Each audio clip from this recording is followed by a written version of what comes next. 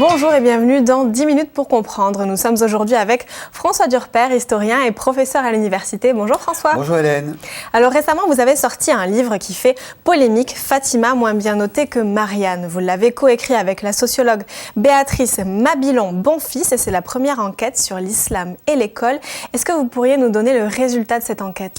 Oui, alors on a fait une enquête, mais on a aussi rapporté des enquêtes qui ont déjà eu lieu depuis une dizaine, une quinzaine d'années, même des enquêtes même plus récentes sur la question de l'école et des enfants musulmans. Notamment une thèse qui vient de sortir de Liolana Rossi, qui explique que lorsque l'on change le prénom, que l'on passe d'un prénom François, qui est un prénom chrétien, à un prénom musulman, Abdelkrim par exemple, eh bien la note va automatiquement baisser pour la même copie. Elle a travaillé notamment par informatique, ce qu'on appelle l'effet paravent. Et donc c'est une thèse de 600 pages, extrêmement documentée, avec des méthodes quantitatives. Voilà. Déjà, la question de la notation, il y a aussi la question des sanctions, des punitions. Là, c'est un travail de Stéphane Zéphir, qui était jusqu'à maintenant, évidemment, les chercheurs en sciences de l'éducation le connaissent, mais ça a été peu médiatisé. Notamment, il a étudié les conseils de discipline. Et il a montré qu'entre Issam, Kader et Mathieu, les conseils de discipline ne se passent pas de la même manière. Là encore, pour le même type de comportement. Donc il y a bien des processus de discrimination à l'intérieur de l'école, ce qui ne veut pas dire que les professeurs soient responsables de ce processus de discrimination. C'est un peu ce qu'on a étudié également pour la question du genre, pour la question des filles et des garçons. Ils ne sont pas traités exactement de la même manière dans l'école, mais ce n'est pas les profs qui sont responsables. C'est plutôt un système, et nous, évidemment, on l'a étudié, non pas évidemment pour le dénoncer, mais surtout pour corriger les points qui peuvent l'être. Alors, dans votre livre, vous nous parlez également des manuels scolaires qui stigmatisent l'islam. Est-ce que vous pouvez nous en dire un peu plus ? Oui, alors là, on a mené une enquête sur les grands manuels scolaires, les plus gros éditeurs, et on a constaté deux choses. La première, c'est lorsque l'islam est cité dans un manuel scolaire, manuel d'histoire, que ce soit au collège ou au lycée, eh bien, l'islam est toujours une religion qui est étrangère à la France. Un exemple, lorsque l'on va prendre une photo d'une cathédrale, même quand elle est récente, évidemment, les mosquées ne sont pas en France depuis le XIIe siècle, les cathédrales si, mais lorsqu'on prend un exemple de cathédrale récente, la cathédrale d'Évry, juste en face, on ne va pas mettre la mosquée d'Évry, on va mettre la mosquée de Casablanca. Donc évidemment, dans l'esprit de l'enfant, s'il est musulman, il se dit, si je suis chrétien, c'est que je suis français, parce qu'il y a une cathédrale en France. Si je suis musulman, l'islam est une religion extérieure à la France. Le deuxième phénomène qui est peut-être encore plus grave, c'est que notamment un éditeur qui est le plus important, 17 fois islam est cité à l'intérieur du manuel, et sur ces 17 fois, 15 fois, c'est en fait pour citer islamisme. Juste à côté, il y a islamisme et 2 fois mort pour l'islam. Donc ça veut dire qu'à longueur de discours, les hommes politiques nous expliquent que les pratiques de 99% des musulmans sont des pratiques modérées, tout à fait normales, et que donc le terrorisme est vraiment quelque chose d'extrêmement minoritaire. Or, dans le manuel scolaire, ça va être l'inverse. Ça va être les 3/4 des références à l'islam vont relever de l'extrémisme, du terrorisme, de l'islamisme. Et donc ça, de notre point de vue, c'est là encore pas pour accuser, critiquer, condamner les éditeurs, pas non plus pour les priver de leur liberté. Vous savez que les éditeurs scolaires, le ministère de l'Éducation nationale n'a aucune prise, ils font ce qu'ils veulent, c'est la liberté, mais pour qu'ils aient ce sens de la responsabilité, qu'ils s'interrogent sur la manière dont ils présentent l'islam dans leur manuel. Autre polémique, pour nous parler de la ségrégation scolaire, vous avez compté les élèves musulmans. Vous avez d'ailleurs souvent trouvé des pourcentages qui étaient très différents d'une école à l'autre. Compter les élèves musulmans, ça ne se fait pas. Ça nous fait d'ailleurs penser à Robert Ménard à Béziers. Il y avait une grosse polémique autour de ça aussi. Qu'est-ce qui vous est passé par la tête ? Non, vous avez remarqué, je ne suis pas Robert Ménard, oui. Mais le problème de Robert Ménard, ce n'était pas de compter les enfants musulmans. Le problème de Robert Ménard, c'est pourquoi faisait-il ça ? quelles étaient les intentions de Robert Ménard. On n'a jamais su d'ailleurs, parce que de toute façon, après, quand tu lui as demandé s'il le faisait vraiment, il a dit non, en fait, je ne le fais pas, j'ai dit ça sur un plateau télé. Alors nous, on dit qu'on le fait, on l'assume, et on explique exactement pourquoi on le fait. On le fait pour dénoncer cette situation.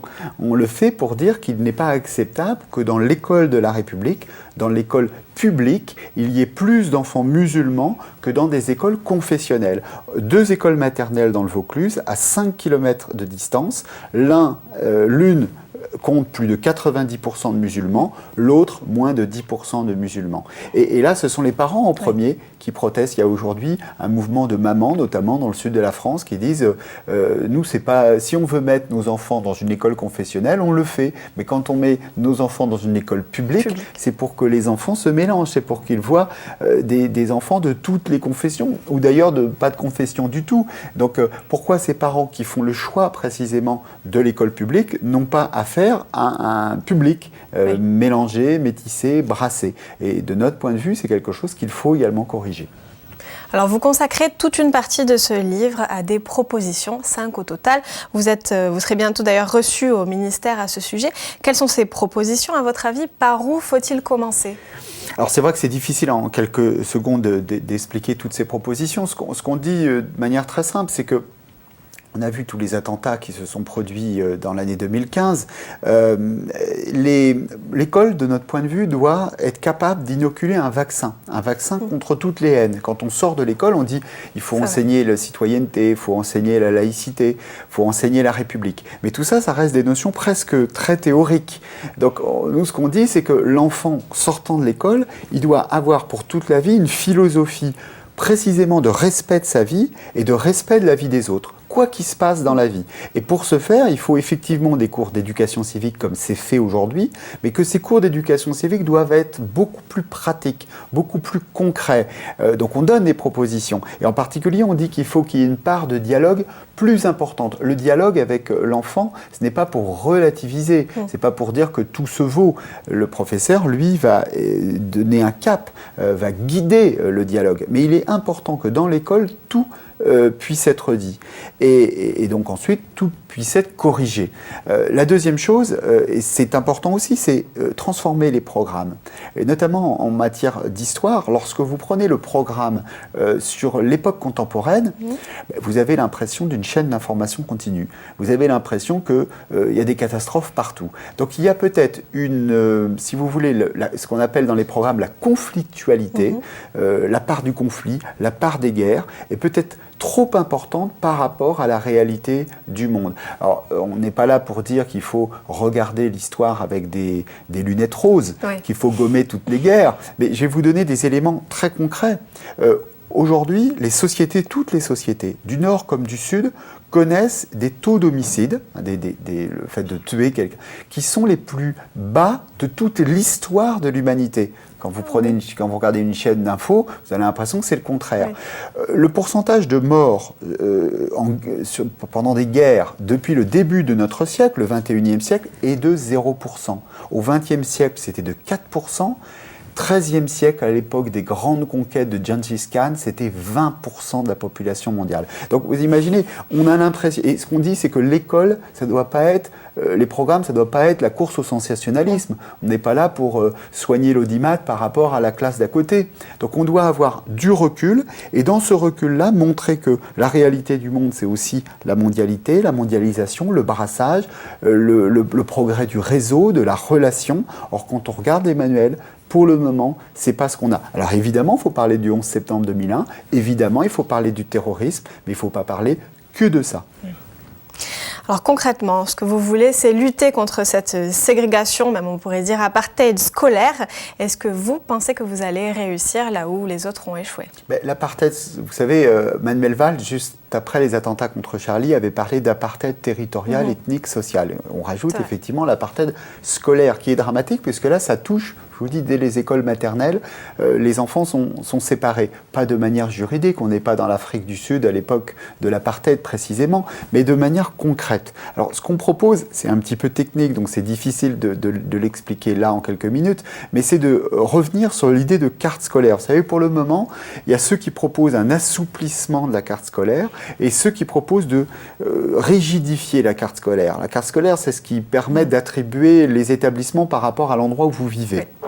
Nous, on dit que ça ne marche pas. Ni l'un ni l'autre. Quand on assouplit la carte ou quand on durcit la carte, on arrive au même résultat, c'est-à-dire plus de ségrégation, plus de séparation. Donc on est pour une réforme administrative profonde et nous, on est pour mettre en place un système où l'établissement, des grands établissements de 4000 à 5000 élèves, serait le cœur du système. On conserve un ministère de l'Éducation nationale et en dessous, le niveau de pouvoir privilégié, c'est l'établissement. Mais c'est, si vous voulez, des établissements en réseau et qui englobent des territoires plus défavorisés et des territoires plus favorisés, mais avec une même politique puisque c'est un même établissement. Et à l'intérieur de tous ces établissements, on fait une proposition, et d'ailleurs, c'est des choses qui ont déjà été expérimentées et qui marchent très bien, notamment à Londres, c'est que dans ces établissements, il y ait une répartition d'un tiers, un tiers, un tiers, c'est-à-dire un tiers d'enfants de classe favorisée, un tiers de classe moyenne, un tiers de classe défavorisée.